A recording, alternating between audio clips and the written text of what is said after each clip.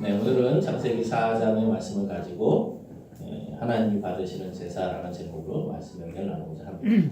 제가 중간에 제목을 바꾸고 나서 수정을 안 해놨네요. 그래서 어제 저녁에 제목을 설교 준비를 하다가 조금 바꿨었는데 저는 처음에 제목이 가인과 아벨이었고 이제 하나님이 받으시는 제사라는 제목으로 말씀을 나누고자 합니다.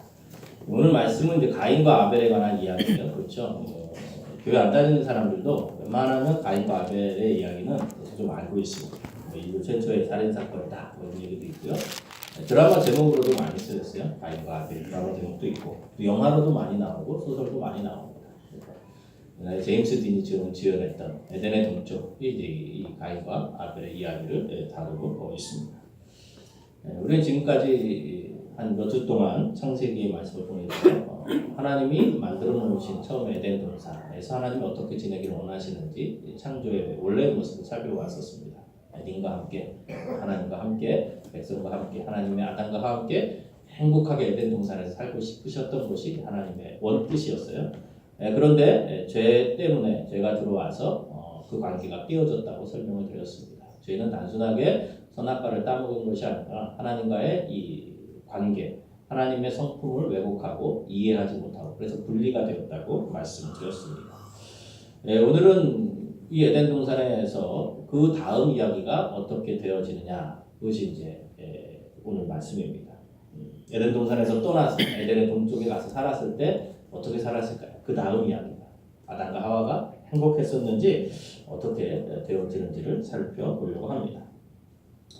먼저 우리가 잘 알고 있는 것처럼 1절부터 4절까지를 보면 가인과 아벨이 나옵니다. 하나님의 에덴 동산에서 이제 가인과 아벨을 낳고 그리고 3절을 보면 세월이 지난 후에라고 되어 있죠. 그러니까 자식들을 낳고 여러 세월이 좀 지난 그런 이후의 상황이 기록되어 있습니다.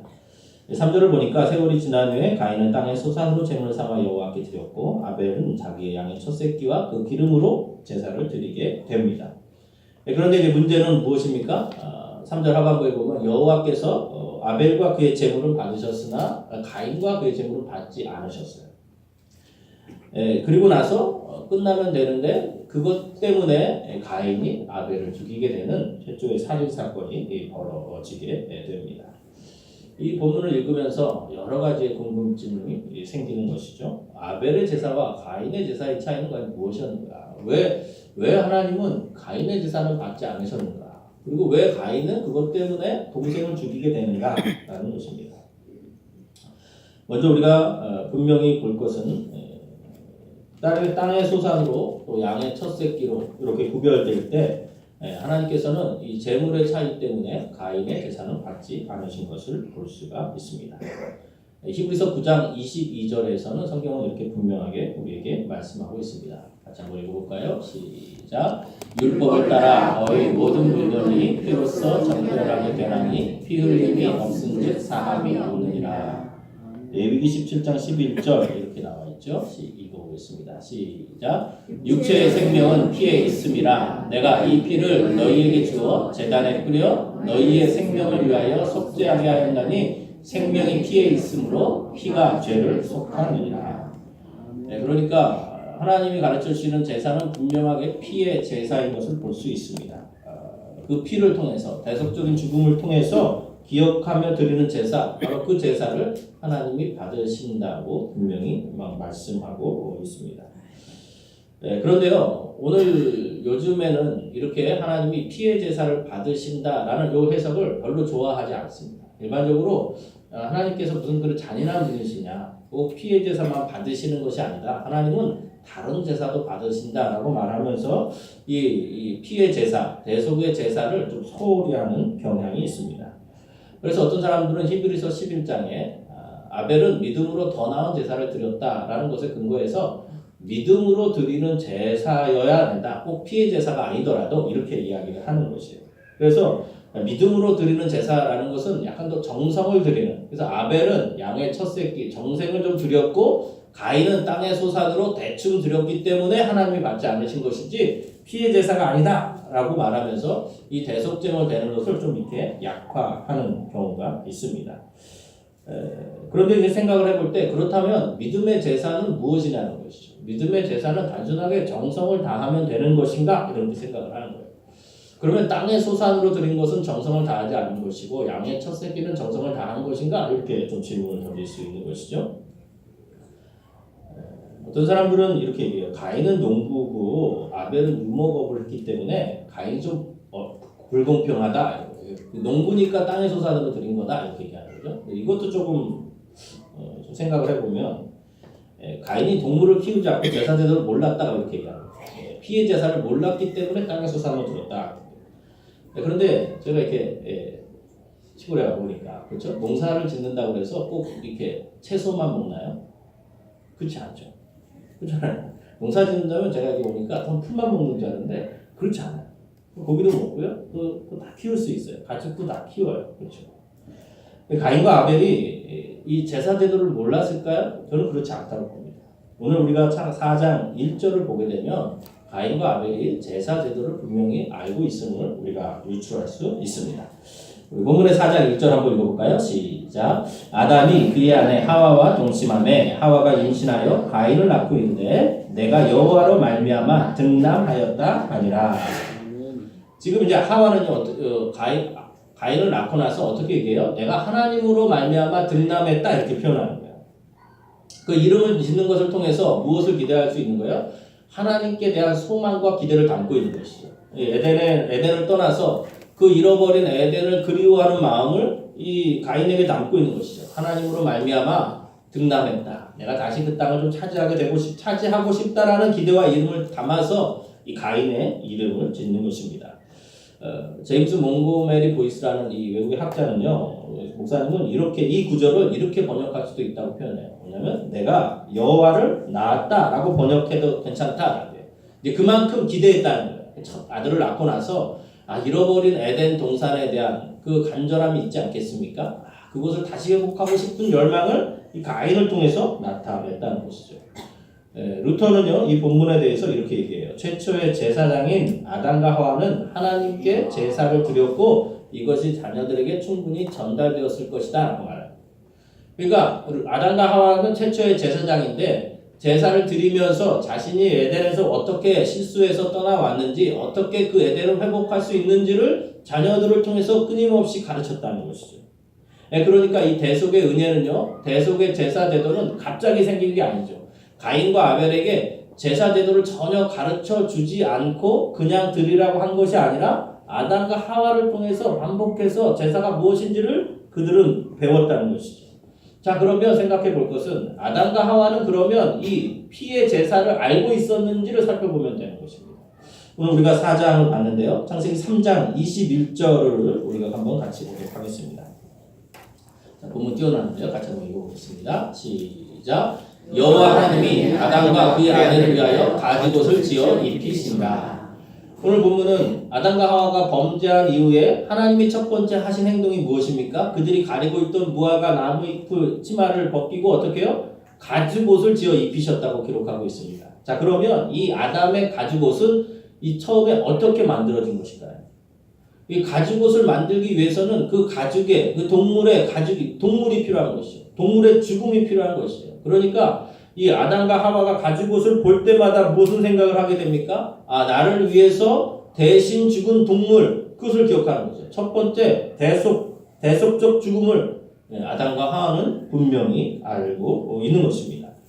창세기 3장을 통해서 이미 아담과 하와는 이 가죽옷을 통해서 짐승의 죽음을 가르쳐 주었고요. 그 짐승의 죽음을 통해서 대신 속죄받은 이 대속의 제물을 통해서만 하나님 앞에 설 수 있음을 그들은 알고 있었고 그것을 가인과 아벨에게 가르쳐 주었던 것입니다. 이런 대신 속죄한 대속 제물은요 이때만 되는 것이 아니라 이스라엘의 전체를 통해서 나타나고 있는 것을 볼 수 있습니다. 우리가 아브라함을 한번 생각해 볼까요? 창세기 22장을 보면 아브라함이 하나님이 지시하신 땅으로 가게 됩니다. 하나님이 명령하신 대로 이삭을 번제로 드리려 하죠. 그때 하나님께서 어떻게 하세요? 순양을 미리 준비해 주십니다. 이삭은요 죄로 죽을 수밖에 없는 인간을 대표하는 것이죠. 그리고 그 순양은 이때 나중에 예수님으로 오실 이 양으로 오신 그 예수님으로 미리 보여주시는 것입니다. 대속적 죽음을 미리 예표한 것이고 대신 속죄받은 제물을 통해서 이삭이 구원받는 것을 설명해 주고 있습니다. 출애굽기 12장의 이스라엘 백성들도 마찬가지죠. 하나님이 모세에게 이스라엘 백성에게 재앙을 벗어날 방법을 설명해 줍니다. 흠 없고 일련된 수컷으로 어린 양을 택해서 어떻게 해요? 그 피를 문설주에 바르고 아침까지 그 문 밖으로 나가지 않으면 재앙이 그 집을 넘어간다라고 말할 수 있죠. 그때 그 재정을 왜 그냥 넘어가셨습니까? 이스라엘 백성들이 정성을 다해서가 아니라 어때요?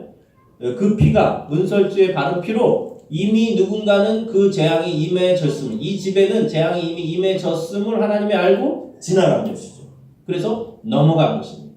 그 문설주의 피를 통해서 그 죄를 넘어갔다. 그래서 유월절, 그래서 이스라엘 백성들이 그 유월절을 지킨 것입니다. 결국 이스라엘의 죽음과 노예 생활에서 해방시킬 유월절 어린 양의 피는 이 땅에 오실 예수 그리스도를 나타내신 것이죠. 로마서 3장 25절을 우리가 같이 한번 보도록 하겠습니다. 읽어볼까요? 시작. 이 예수를 하나님이 그의 피로써 믿음으로 말미암는 화목제물로 세우셨으니 이는 하나님께서 미리 참으시는 중에 전에 지은 죄를 간과하심으로 자기의 의로우심을 나타내려 하시니 그의 피로써 하나님이 어떻게 썼어요? 믿음으로 말미암는 화목제물로 세우셨다. 그의 피를 믿는다는 것은 믿음이라는 것은 예수님이 나를 위해 화목제물 되어 주셨다. 십자가에서 속죄의 제물이 되어 주셨다는 것을 믿는 그 믿음이다 라고 말씀하고 있습니다. 하나님과의 관계가 회복되기 위해서는 반드시 대속의 은혜가 필요하면 창세기를 통해서 출애굽기를 통해서 로마서를 통해서 우리에게 강조하고 있습니다. 예수님도요 참된 예배에 대해서 이렇게 말씀을 하셨습니다. 요한복음 4장 23절 24절인데요. 같이 한번 읽어보겠습니다. 시작. 아버지께 참되게 예배하는 자들은 영과 진리로 예배할 때가 오나니 곧 이때라. 아버지께서는 자기에게 이렇게 예배하는 자들을 찾으시느니라. 24절 읽어볼까요? 시작. 하나님은 영이시니 예배하는 자가 영과 진리로 예배할지니라. 아버지께 참되게 예배하는 자들, 참되게 이렇게 예배하는 자들을 찾으시는데 어떻게 해요? 영과 진리로 예배하는 자를 찾으시는 거예요. 이게 옛날 성경에서는 영과 진정으로 이렇게 쓰였어요. 그랬더니 어떻게 생각하십니까? 마음을 다해서 진정을 다해서 드려지는 예배를 하나님이 기뻐하신다 이렇게 잘못 생각할 때가 있어요. 그런데 이것은 영과 진리로 성령으로 진리로 예배하라는 것이죠. 오늘 말씀은요. 영과 진리로 영과 마음을 다해서 예배하라는 표현이 아닙니다. 오늘 말씀은요. 20절과 21절의 대화 속에서 대답으로 나온 것이에요. 요한복음 4장 20절 한번 읽어볼까요? 시작. 우리 조상들은 이 산에서 예배하였는데 당신들의 말은 예배할 곳이 예루살렘에 있다 하더이다. 21절 예수께서 이르시되 여자여 내 말을 믿으라. 이 산에서도 말고 예루살렘에서도 말고 너희가 아버지께 예배할 때가 이르리라. 오늘 말씀의 이 배경이 무엇입니까? 사람들이 사마리아 여인이 당신들은 예루살렘에서 예배하라고 그러는데 우리는 사마리아에서 예배했습니다. 이렇게 얘기하니까 너희들이 그 어느 장소에서 예배하는 것이 중요한 것이 아니라 이제는 어느 때나 어디에서든지 예배를 참되게 예배를 드릴 수 있는 그때가 오는데 그때가 바로 지금이고 바로 나를 믿는 것이 바로 그때다라고 예수님이 말씀하는 것이에요. 그러니까 마음을 다한 예배가 아니라는 거예요. 유대인들이 정성을 다한 예배가 아니라는 거예요. 예수 그리스도 안에서 진리 안에서 예수 그리스도를 통하여 드리는 예배가 바로 진짜 예배다라고 참된 예배다. 바로 그것이 하나님이 받으시는 예배다라는 것이죠. 아무리 종교적으로 화려하더라도요. 그리스도 안에서 그리스도를 통한 예배가 아니면 그의 죽으심을 믿는 그의 피 안에서 드려지는 예배가 아니면 하나님이 참되게 받으시는 것이 아니다라는 것을 보여주고 있습니다. 하나님이 말씀하여 주시는 대로 그분 안에서 그분의 은혜를 그분의 대속의 공로를 믿으면서 창세기 3장의 표현으로 말하며 가지곳에 입혀주시는 그 은혜를 믿으면서 그분 안에서 드려지는 그 예배가 바른 예배라는 것이지. 그러므로 예배의 핵심이 무엇입니까? 제사의 핵심이 무엇이에요? 바로 예수 그리스도의 보혈의 공로가 나에게 전가되어져서 내 안에 있다는 것을 믿는 예배인 것입니다. 나의 선함과 나의 노력과 나의 열심 때문이 아니라 혹은 나의 부족함, 연약함 때문이 아니라 오직 예수 그리스도 안에서 그분이 가르쳐 주시고 그분이 가져다 주신 공로와 은혜를 믿는 믿음 안에서 드려지는 그 예배를 하나님이 기쁘게 받으시는 것입니다. 아멘. 그러므로 우리가 그리스도 안에 있다면, 그분을 믿는 믿음 안에 있다면 우리는 참된 예배를 드리고 있는 것이고, 바로 그런 예배를 하나님이 기쁘게 받으시는 것입니다. 아멘. 오늘 우리의 예배가 예수 그리스도의 대속의 제물 되심을 굳건히 믿는 그분 안에서 드려지는 복된 예배가 되시기를 주님의 이름으로 축원드립니다. 아멘.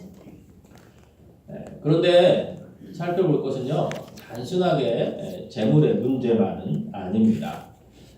재물만 있다고 해서 드려지는 그 하나님이 받으시는 것은 아니에요. 오늘 본문의 4절과 5절 우리가 다시 한번 읽어보도록 하겠습니다. 본문의 4절 우리 같이 한번 성경 보면서 읽어볼까요? 시작. 아벨은 자기도 양의 첫 새끼와 그 기름으로 드렸더니 여호와께서 아벨과 그의 제물은 받으셨으나 5절 읽어볼까요? 가인과 그의 제물은 받지 아니하신지라 가인이 몹시 분하여 안색이 변하니. 오늘 본문에서 주목할 것은 여호와께서 아벨과 그의 제물은 받으셨으나 이렇게 표현하고 있고요. 5절에서는 가인과 그의 제물은 받지 아니하신지라 이렇게 표현하고 있습니다. 우리의 제사는요, 제 예배는 제사자와 제물이 하나가 되어지는 것입니다. 가인과 그의 제물, 아벨과 그의 제물이라고 오늘 예수님 하나님은 우리에게 분명히 가르쳐 주고 있습니다. 단순하게 하나님은 제물만 보시는 것이 아니에요. 그리고 제사자와 제물을 분리해서 보고 있는 것이 아닙니다. 제사와 예배는요, 단순한 종교적 행위가 아니라 제사자의 고백인 것이죠. 그래서 제사자와 제물은 하나가 되는 거죠. 아까 우리가 대속제물이 되어 예수 그리스도께서 대속제물이 되어지는 것을 믿고 드려지는 제물, 그것을 믿는 제물과 제사장은 하나가 되어지는 것이죠. 생각을 해보십시오. 나를 위해서 어떤 것이 대속의 제물이 되어졌어요. 그것을 보면서 드려지는 그 예배를 통해서 어떤 마음과 어떤 감정이 생기겠습니까? 하나님은 어떤 감정과 마음으로 있기를 원하겠습니까? 나를 위해서 어떤 양이 대신 죽어졌어요. 그 죽음을 통해서 이 죄의 심각성과 대속의 은혜를 기억하는 그 제사를 바라보며 나아가기를 원하시는 것이죠. 미키가 있잖아요. 미키가 누군지 아시나요? 그 강아지 있거든요. 제가 미키도 이렇게 유심히 보니까 이게 원래 주인 소영이가 있어요. 저희 중고등부에 소영이가 있는데 이 소영이가 왔다 가면 미키가 달라요. 저는 이렇게 보고 그냥 안녕 그냥 잘 가거든요. 근데 소영이가 왔다가 가면요, 소영이가 가는 곳을 보고 더 쫓아가려고 해요. 한번 쫓아가려고 그러다가 못 가게 하면 그때서야 돌이켜서 이렇게 오더라. 여러분, 그 동물도요, 자기와 가까운 사람을 알아요. 그렇죠?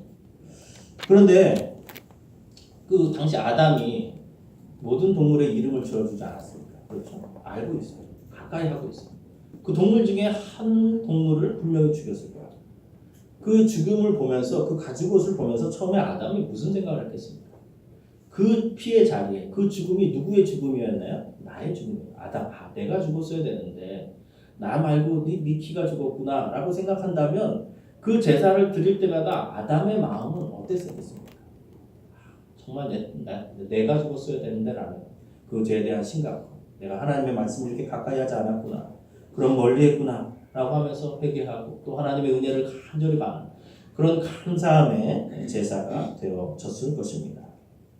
그런 제사가 바로 우리의 제사라는 것이죠. 이 제물 어린 양이 그냥 어린 양이 아니잖아요. 저 멀리 시장에서 사다 온 어린 양이 아니잖아요. 자기가 직접 기른 어린 양 아닙니까? 애써 기른 어린 양이에요. 그 제물이에요. 그 제물과 내가 분리될 수 없는 것입니다. 그것을 보면서 죄에 대한 엄중함과 감사함을 가지고 드려지는 그 예배를 하나님이 원하시고 있는 것입니다. 그런데 오늘 가인의 제사는 어떻습니까? 가인은요, 그런 제사가 아니에요. 가인은 5절을 보면 받지 않으시니까 어떻게 해요? 몹시 분하여 안색이 변하게 됩니다. 그 제물에 대한 자기가 기른 것에 대한 대신속죄의 그런 마음이 없으니까 분하고 안색이 변하여 울그락불그락하고 있는 것입니다. 제사가 받아들여지지 않자 화를 내고 분노하는 것이에요. 자신의 공로와 노력만 생각하는 것이지요. 우리의 열정과 우리의 연심, 준비, 그런 것만 생각을 하는 것입니다. 그러나 그것은 하나님이 받으시는 제사가 아닙니다. 참된 예배에는, 참된 제사에는 바로 이런 경건한 두려움이 있습니다. 그 제물에 바로 내가 있어야 된다는 그런 절박한, 그런 간절한 마음이 있는 것이죠. 하나님은 이렇게 제물의 화려함만을 보고 보시는 것이 아닙니다. 그 제물에 제사자의 마음이 들어가 있어야 되는 것이죠. 그리고 그 참된 의미, 대속 제물에 대한 참된 의미를 깨달아 아는 그 마음이 들어져 있어야 되는 것입니다. 이것을 이사야 1장 11절에서 17절에서 이렇게 말씀하는데요. 11절 말씀만 같이 한번 읽어보겠습니다. 시작. 여호와께서 말씀하시되 너희의 무수한 재물이 내게 무엇이 유익하며 나는 순양의 번제와 살찐 짐승의 기름에 배불렀고 나는 숫송아지나 어린 양이나 순염소의 피를 기뻐하지 아니하노라. 이렇게 말씀하는 거죠. 하나님은 그렇죠. 하나님이 재물에 굶주린 분이 아니시잖아요. 그 화려한 재물을 그것이 중요한 것이 아니라 그 대속 재물을 기억하는 그 마음, 그 죄에 대한 엄중함과 그 처절함을 가지고 드려지는 그 마음을 하나님은 기억하신다는 것이죠. 그러면서 이스라엘 백성들에게 너희가 스스로 씻으며 깨끗하게 해서 악한 행실을 버리고 하나님 앞에 나아가라 말씀하고 있습니다. 선행을 배우며 정의를 구하며 학대받는 자를 도와주며 고아를 위하여 신원하고 과부를 위해서 변호하는 그런 삶을 살면서 그렇게 나오라 말씀하는 것이죠. 이사야는 하나님이 받으시는 헛된 재물에 대해서 경고하고 있습니다. 마태복음 5장에서도 예수님이 말씀하시죠. 어떤 사람이 성전에 가서 예물을 드리려고 하다가 불화한 것이 생각나거든 어떻게 하라고 그랬어요? 가서 그 형제에게 사과하고 예물을 놓고 사과하고 화목한 후에 그 예물을 하나님께 드리라 라고 말씀하고 있습니다. 참된 예배는, 참된 제사는 종교적 형식이나 습관이 아니라 살아계신 하나님을 믿고 그 앞에서 살아가는 것이죠. 그리고 그 삶 위에서 나를 위해서 오늘도 대속제물로 되어주신 그 예수 그리스도의 보혈의 공로를 의지해서 그 하나님 앞에 간절함으로 그 제물이 내가 되었어야 되는데 살려주신 그 은혜에 기억하면서 하나님 앞에 나아가는 것입니다. 그러므로 진실한 성도들이 드리는 기도는 소리가 아니라 하늘을 향한 마음입니다. 아멘. 진실한 성도들이 드리는 찬송은 노래가 아니라 하나님을 향한 고백입니다. 아멘. 진실한 성도들이 드리는 헌금은 물질이 아니라 우리의 신앙의 고백인 것이죠. 아멘. 하늘의 은혜를 기억하고 우리의 마음을 형식에 담아 표현하는 것입니다. 네, 그러므로 우리는 돌아봐야 될 것입니다. 오늘 우리의 예배는 어떻습니까? 우리가 정성을 다해야 되겠죠. 그러나 그 정성을 다하기에 정말 오늘도 나를 위하여서 십자가에서 죽으시고 대신 속죄 제물이 되어주신 그 예수 그리스도에 대한 깊은 감사와 고백을 담아 드리고 있는지 점검해 봐야 될 것입니다. 그분의 그 엄청난 희생 때문에 오늘 우리가 이 자리에 왔고 우리의 드려지는 이 예배를 하나님이 받으신다는 사실들을 기억해야 될 것입니다. 아멘. 그렇게 되어질 때 하나님께서 기쁘게 받으시는 예배가 될 수 있을 것입니다. 아멘. 마지막으로 가인의 제물은 거절이 되었지만 그러나 하나님은 가인을 떠나시는 것이 아니라 어떻게 하십니까? 하나님은 가인을 찾아오셔서 말씀하여 주십니다. 오늘 6절, 7절 말씀인데요. 6절, 7절 우리가 한번 읽어보겠습니다. 시작. 여호와께서 가인에게 이르시되 내가 분하여 하면 어찌 되며 안색이 변하면 어찌 됨이냐. 내가 선을 행하면 어찌 낯을 못하겠느냐. 선을 행하지 아니하면 죄가 그에 엎드려 있느니라. 죄가 너를 원하나 너는 죄를 다스릴지니라. 아멘. 하나님은 가인에게 질문하시고 그가 바르게 행동할 수 있도록 도와주십니다. 가인에게 이르시되 내가 왜 분하여 하면 어찌 됨이며 안색이 변하면 어찌 됨이냐. 죄가 문 앞에 있으나 너는 죄를 다스릴 수 있다라고 말씀하는 것이죠. 사실 생각해 보면 만약 제사가 거절이 되었으면 어떻게 하면 되나요? 다시 제사를 드리면 되는 거예요. 부족한 부분을 찾아서 다시 드리면 사실은 전혀 문제가 없어요. 바로 그럴 때 하나님을 신뢰하고 의지해야 되는 것입니다. 오늘 우리에게도 마찬가지죠. 죄가 우리를 원하지만 우리가 죄를 다스릴 수 있습니다. 때때로 우리가 가인처럼 이렇게 느낄 때도 있어요. 우리 삶을 살다 보면 그렇죠. 때때로 불공평하다고 느낄 때가 있어요. 억울할 때가 있어요. 하나님이요 우리의 기도 들어주시지 않은 것 같고요. 우리의 삶의 현실이 좀 가인이 나름대로 열심히 드렸다고 했는데 거절당했을 그런 거절감을 느낄 때도 있어요. 원망할 때도 있는 것이죠. 하나님 왜 나는? 하나님 왜 우리는? 하나님 왜 이런 일들이 나에게만 일어납니까? 가인 입장에서 억울할 수도 있어요. 그러나 무엇을 알아야 됩니까? 하나님의 선하심을 우리는 믿어야 되는 것이죠. 때때로 이해가 되지 않는 상황이 있더라도 하나님께서 우리에게 항상 좋은 것을 주시기를 원하신다는 것을 끝까지 믿어야 돼요. 하나님의 선하신 성품을 우리가 오해해서는 안 되는 거예요. 그분이 나를 위하여 자신의 그 아들까지 내어주신 그 하나님이시다. 그분이 나를 향하여 좋은 계획을 가지고 계시고 하나님께서 여전히 나를 위하여 충분한 계획을 갖고 계신다. 그의 성품을 믿으셔야 됩니다. 그분의 성품을 믿게 되면 죄를 다스릴 수 있습니다. 죄에 넘어지지 않을 수 있습니다.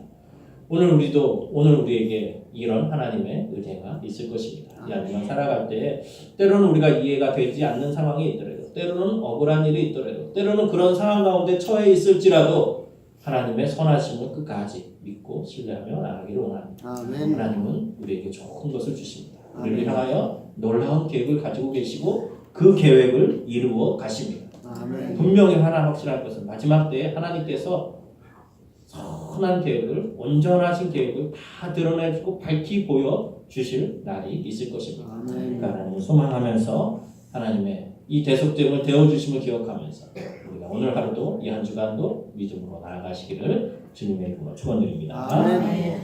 기도하겠습니다.